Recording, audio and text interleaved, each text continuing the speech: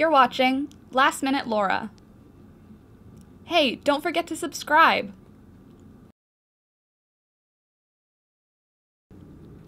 Okay friends, so I'm back with another video.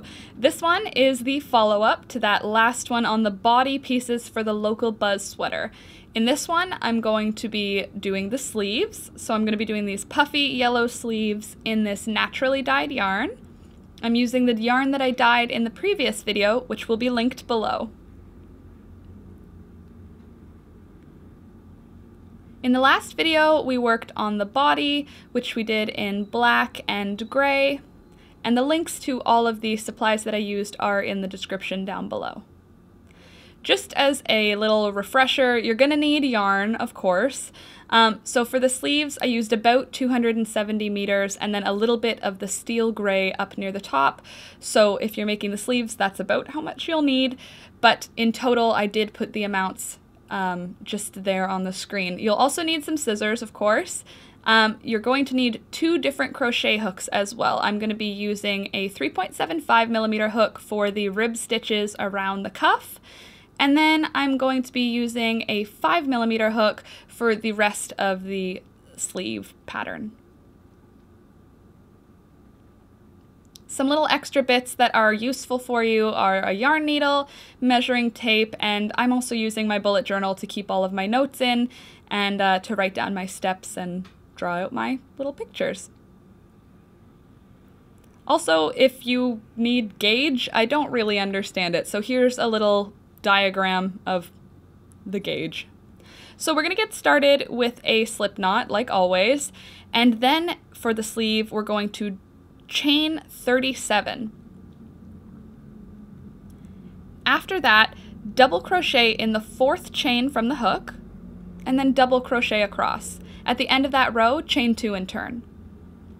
So you can see 1, 2, 3, and then in the 4th, and complete a double crochet. Also, you can see here I'm using my smaller hook, so this is the 3.75 millimeter hook.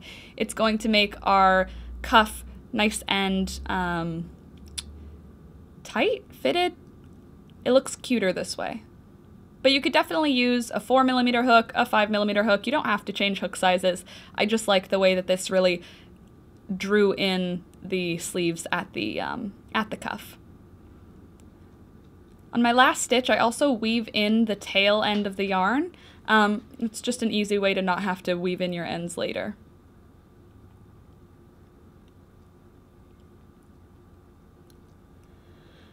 For row number 2, we're going to complete a front post double crochet first, and then in the next stitch, a back post double crochet. It's going to be a front post double crochet, back post double crochet, rib stitch.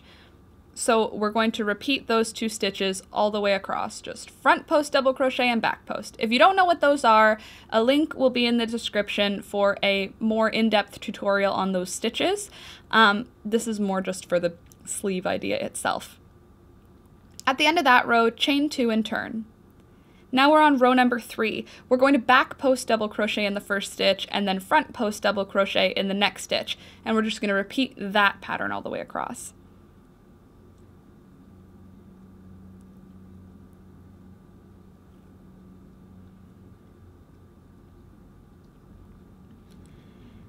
That's it for our rib stitch. So at the end of this row, we're going to switch our yarn color into the yellow custom dyed, I don't know what I'm calling it, color that I made. And then I am going to just single crochet all the way across with my 5 millimeter hook now. Swap into the 5 millimeter hook. At the end of this row, chain 1 and turn. By the way, I'm calling this row number 1 again because it's new type of stitch. So for row number 1, we're single crocheting across.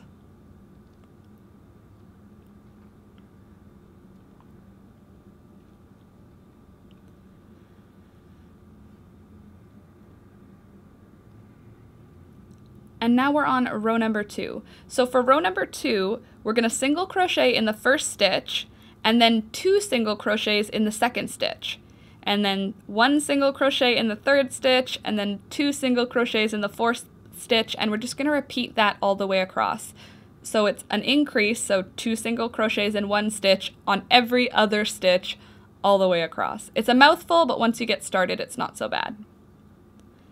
On row number 3, we're going to repeat row number 1. So that means it's just single crochet all the way across, nothing fancy, just a basic single crochet all the way across.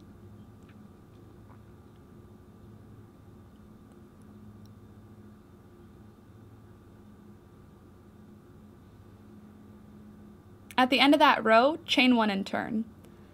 And then for row number 4, we're going to repeat row number 2 again. So single crochet in the first stitch, 2 single crochets in the next, single crochet in the next, 2 in the next. And we're just going to repeat that all the way across for row number 4.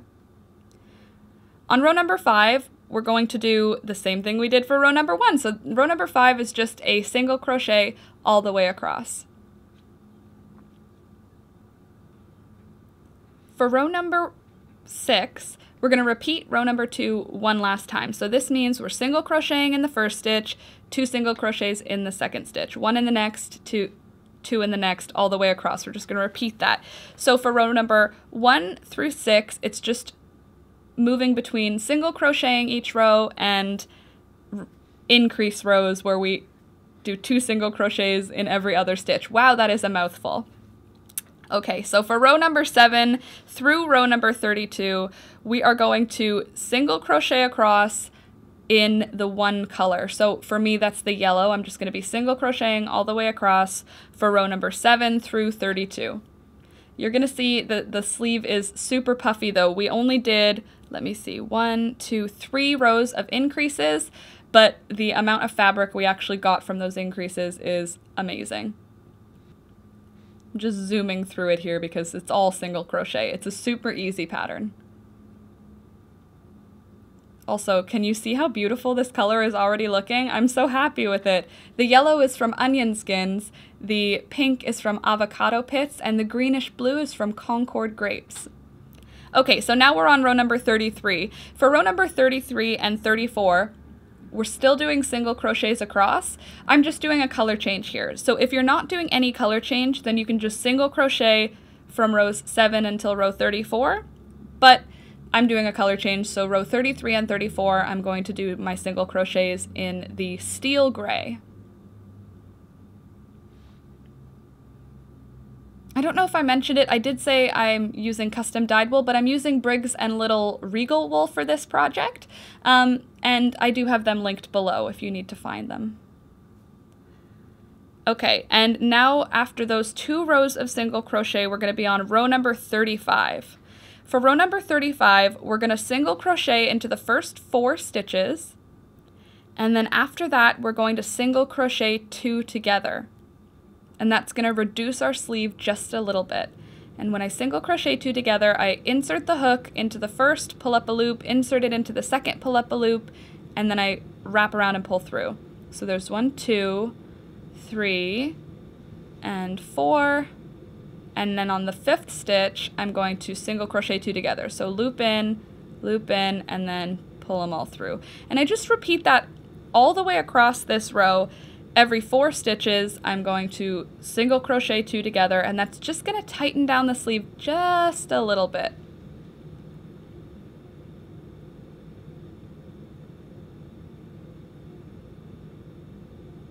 Also, at the end of this row, chain 1 and turn.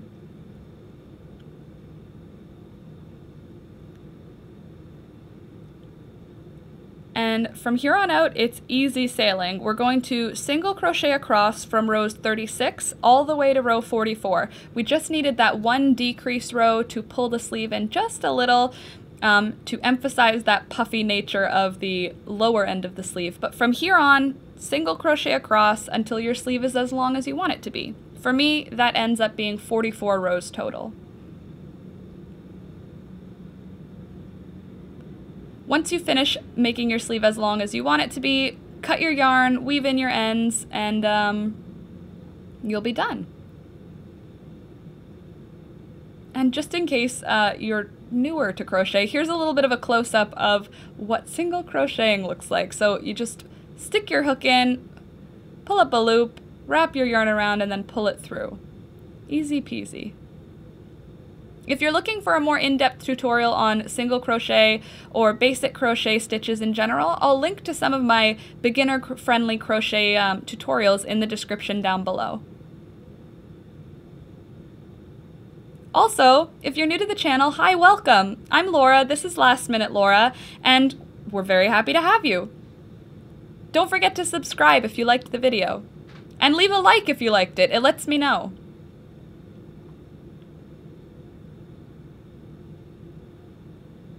Well, this little time lapse is taking longer than I planned. Why don't you also hit the notification bell and give me some kind of congratulations for winning at Yarn Chicken. This is all the yarn I ended up with left over for this sleeve. That's it. If I tried to do one more row, I wouldn't have had enough yarn. It was the perfect amount of yarn for this sleeve.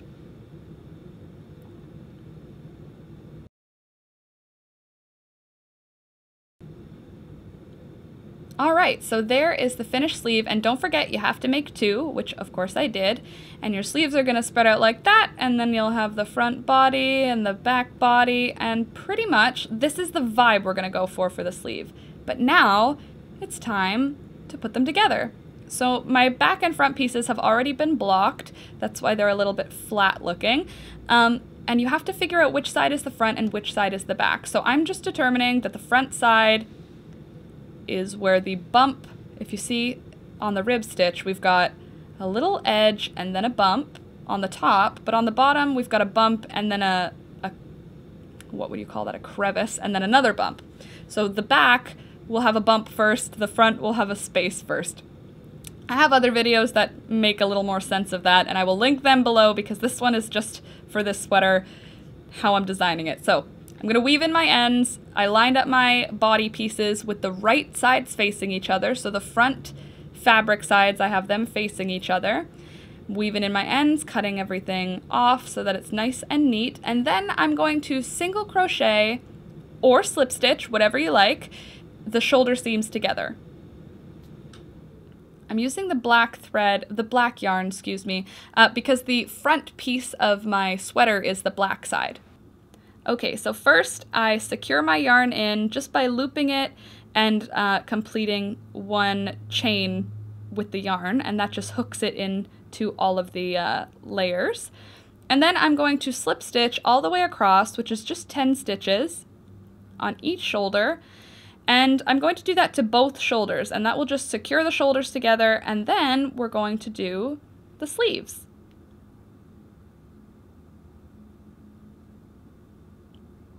Also, if you're looking for a fun way to make your sweater have even more of a finished edge to it, you can slip stitch all the way along that front neckline like I've done here, and you can see it kind of eliminates that stair step sort of look that you get from the way that we shaped the neckline. Also, it means you don't have to cut your yarn. You can see now that that neckline is a lot more smooth, I want to say. And there we go. So after that, with the seams facing up, I spread out my sleeve so that it fits into the space left by those body pieces. You can see how the sleeve fits in pretty easily. And this sleeve is super puffy, so I can't lay it completely flat while I sew it in. And I'm adhering the sleeve to the body with a blanket stitch. I'm going to slow it down for the other side of the sweater, but you can see here how I'm completing my blanket stitch. So I'm putting my needle up through the bottom and then pulling it through the loop that's created with the yarn when I pull the yarn through. Does that make any sense? I might just have to cut all of this part out. I'm not a very good explainer on the spot, and I'm doing this voiceover the same morning that I'm publishing the video, which is never advised.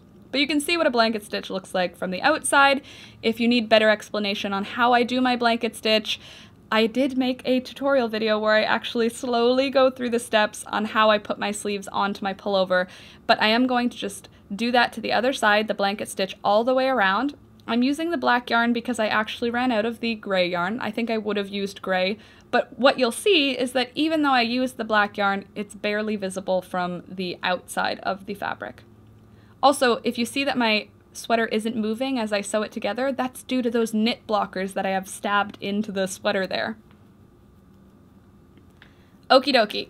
So Now the sleeves are on, and we have to do the side seams and the underside of the sleeves. I'm going to be using single crochets, I believe, for this portion. I'm going to use that tiny little bit of gray that I had left just to complete the cuffs so that there isn't any visible other colors around the sleeves. I want it to look nice and finished. So I'm securing the yarn on with the same loop that I did to secure it on for the shoulder seams. And then I'm going to slip stitch the wrist area together. And take your time with this part, as you see I do. I just make sure that I have every necessary stitch involved so that the sleeves are going to be nice and sturdy, because this area of the sweater gets tons of abuse, I want to say. Your hands are always going in and out of where the sleeve hole is, so you want it to be really well secured, and you want to make sure you get it through everywhere that you mean to. Alright, and then at this point, I'm going to just snip my yarn and switch into the black, and then I am going to single crochet or slip stitch, your choice, all the way along that sleeve seam, and then that small cropped waist seam.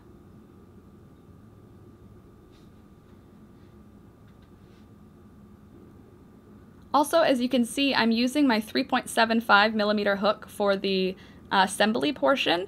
Reason being, I'm trying to make sure the stitches are extra snug, extra tight, and if the stitches are a little bit on the tight side, then the stitches won't show from the outside of the garment.